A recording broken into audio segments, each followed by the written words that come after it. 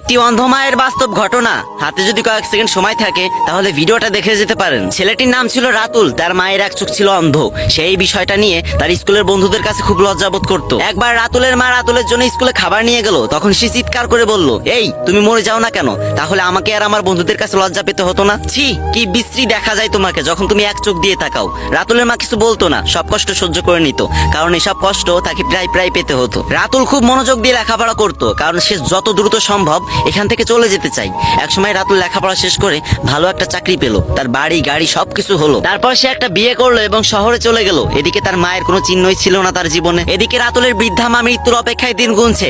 মৃত্যুর আগে শেষবারের মতো নাতিগুলোর মুখ দেখার লোভ সামলাতে না পেরে অনেক কষ্ট করে রাতুলের মা রাতুলের ঠিকানা জোগাড় করে। তারপর রাতুলের বাসার সামনে গিয়ে দাঁড়ায়। তখন রাতুল চিৎকার করে বলে, কোন সাহসে তুমি এখানে এসেছো? দেখছো না তুমি, তোমাকে দেখে ভয়ে আমার বাচ্চাগুলো কান্না করা শুরু করে দিয়েছে, তুমি এখান থেকে বের হও। তখন রাতুলের মা মন ভরা কষ্ট নিয়ে